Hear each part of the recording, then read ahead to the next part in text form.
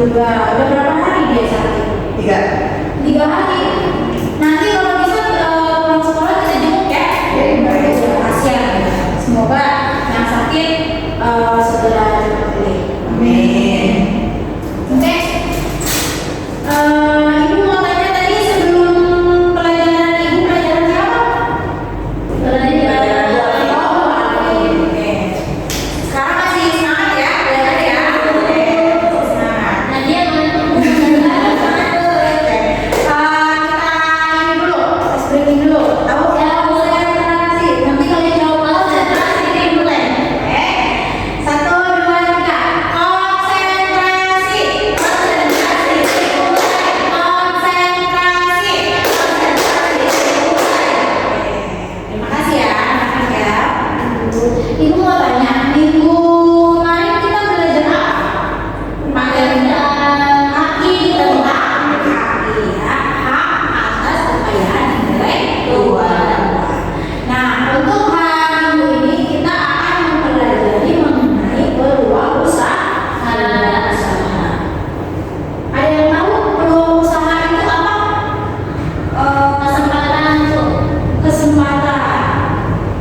Kesempatan membuka usaha. Peluang usaha. Apa peluang usaha? Kesempatan. Terus apa lagi? Apa? Membuka usaha. Mengembangkan suatu bisnis.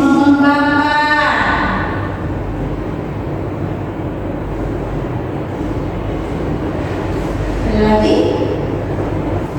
Ada yang bisa menyimpulkan dari kata-kata yang tadi sudah disebutkan oleh kawan-kawan?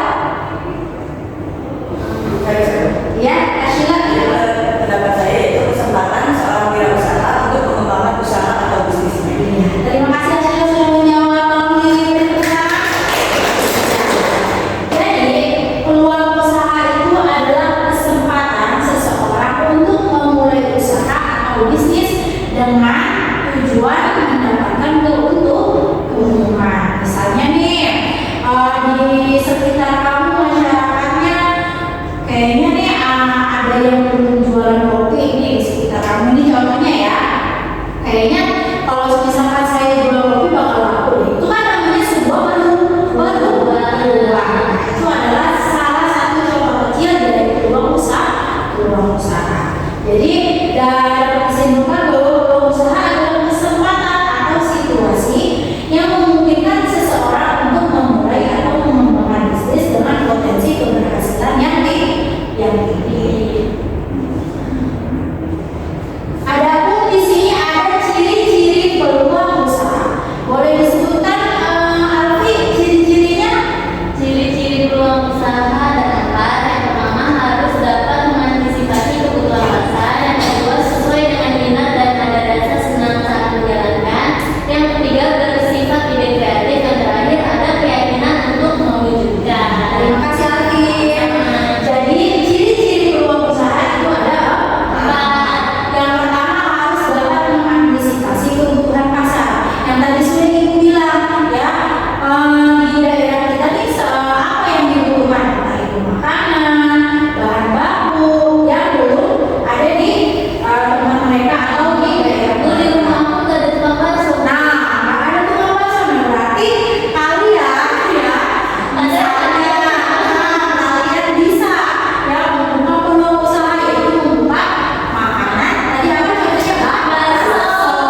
Itu idenya udah bagus, tempatnya strateginya juga sudah tepat ya. Itu dia harus dapat mengantisipasi kebutuhan pasar. Yang kedua ya, nggak ada warung bisa buka warung, itu adalah namanya peluang. Terus yang kedua yaitu sesuai dengan minat dan rasa senang saat menjalankan. Harus ada rasa senang ya. Yang ketiga yaitu bersifat ide kreatif. Ya pasti ya. Yang namanya peluang usaha pasti itu berdasarkan ide yang kreatif. Dan yang terakhir yaitu ada keyakinan untuk mewujudkan. Sudah ada ide, sudah ada kemauan ya, sudah